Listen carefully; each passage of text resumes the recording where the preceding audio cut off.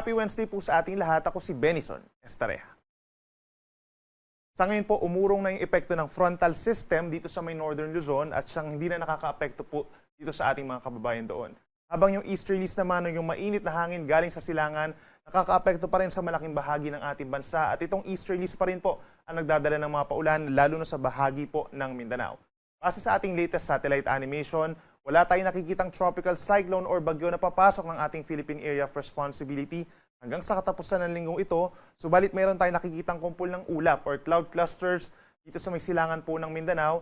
Associated yan dun sa Intertropical Convergence Zone na siya magpapaulan naman dito sa malaking bahagi ng Mindanao and Visayas sa mga susunod na araw. Itong ITCZ ang siyang tagpuan po ng hangin from the northern and southern hemispheres at may minsang malalakas po ng mga paulang dala ito, kaya't mag-ingat ang ating mga kababayan sa mga susunod na araw sa mga posibleng flash floods or landslides.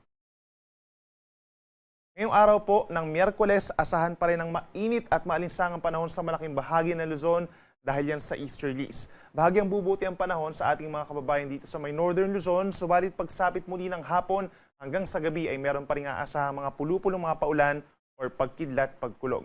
Habang sa may central and southern portions, kabilang ang Metro Manila, madalas maaraw naman sa umaga or bahagyang maulap ang kalangitan at sasamahan din niya ng mainit na panahon pagsapit ng tanghali at pagdating hapon hanggang sa gabi, bahagyang maulap hanggang kuminsan maulap na ang kalangitan at sasamahan pa rin ng mga paulan at mga pagkidlat pagkulog na usually ay nagtatagal hanggang 2 oras lamang.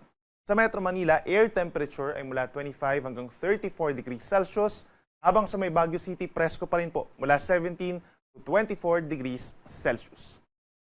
Sa ating mga kababayan na tamamasyal po dito sa parting Palawan, asahan pa rin ang fair weather conditions sa umaga, subalit pagsapit ng tanghali hanggang sa gabi, partly cloudy to cloudy skies na at mataas pa rin po ang tsansa ng mga paulan at mga pagkidlat, pagkulog.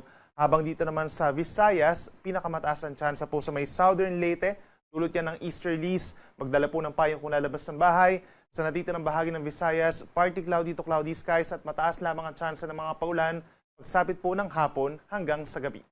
Temperatura natin sa may Palawan, posible hanggang 34 degrees Celsius, sa may Cebu City hanggang 32 degrees Celsius, habang pinakamainit naman po in terms of air temperature sa may Iloilo City hanggang 35 degrees Celsius. At sa ating mga kababayan po sa Mindanao, magbaon po ng payo ngayong araw dahil sa easterlies, mataas ang tsansa ng ulan sa may Dinagat Islands, Surigao del Norte, Surigao del Sur, pababa ng Davao Oriental and Davao Occidental. Habang umaga pa lamang, mataas na ang tsansa ng ulan at mga thunderstorms sa may Zamboanga Peninsula, ganyan sa Misamis Occidental, pababa ng Lanao del Norte and Lanao del Sur. Minsan malalakas po ito kaya mag-ingat pa rin sa banta ng baha at pagguho ng lupa. Ang natitirang bahagi ng Mindanao ngayong umaga hanggang tanghali, partly cloudy to cloudy skies at minsan nagpapakita pa naman ng araw. Subalit pagsapit ng hapon hanggang sa gabi, malaking bahagi na po ng Mindanao magkakaroon ng mga kalat-kalat na ulan at mga thunderstorms dulot ng ITCZ plus the easterlies. And in the coming days nga po, inuulit natin, possible na mataas ang tsansa ng ulan muli sa malaking bahagi ng Mindanao dahil sa ITCZ. Temperatura natin sa may Zamboanga City and Davao City, posible pa rin umakyat sa 34 degrees Celsius. In terms of our heat index po kahapon, araw ng Martes, pinakamataas po ang heat index sa may Pili, Camarines Sur and Butuan City, Agusan del Norte, umabot po ng 46 degrees na delikadong antas ng heat index. Habang sa may Metro Manila po, umabot din sa dangerous level na up to 42 degrees ang heat index.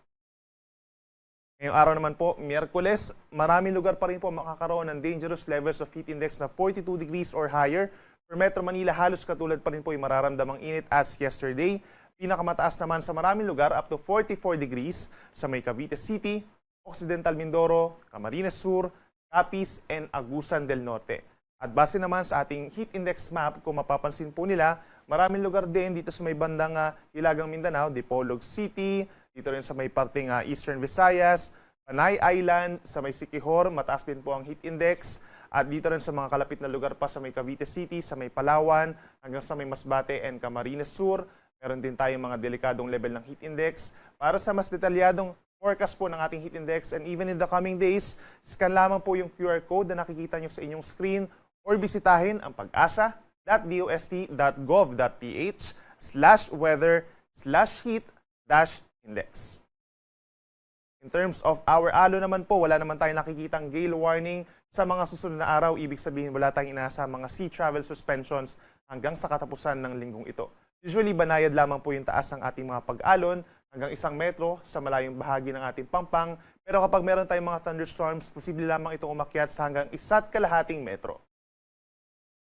At para naman sa ating 4-day weather forecast, simula po Thursday hanggang sa Sunday, inaasahan ng epekto ng dalawang weather systems, the Intertropical Convergence Zone o yung tagpuan ng hangin from the northern and southern hemispheres, nakakaapekto dito sa timog na bahagi ng ating bansa, habang on the other part, upper portion of our country, nandiyan pa rin po yung epekto ng mainit na easterlies.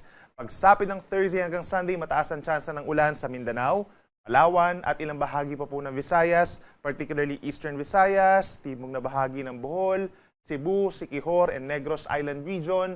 Mataas ang tsansa ng ulan na minsan malalakas, kahit mag-ingat po sa mga banta ng baha at pagbuho ng lupa at laging tumutok sa ating mga updates, whether thunderstorm advisories or even heavy rainfall warnings. For the rest of the country, rest of Luzon and rest of Visayas, partly cloudy to cloudy skies sa susunod na 4 na araw. So ibig sabihin yung mga nagse-celebrate po ng fiesta on May 15, ito po ay San Isidro Festivals, kabilang na dun sa ating mga kababayan po dyan sa Quezon. Asahan na magiging mainit pa rin at maalinsangan, lalo na sa tanghali, at sasamahan po ito ng mga pag-uulan at mga afternoon thunderstorms. Typical na po yan pagsapit po ng ganitong kalagitnaan ng Mayo. No?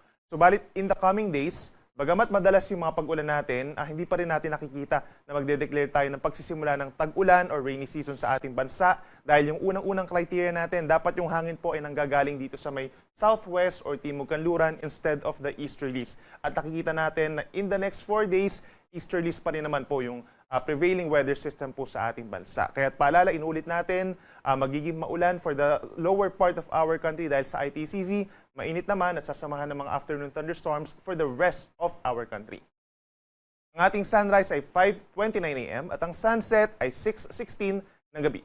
Yan muna ang latest mula dito sa Weather Forecasting Center ng Pag-asa. Ako muli si Benison Estareja na nagsasabing sa anumang panahon, Pag-asa ang magandang solusyon.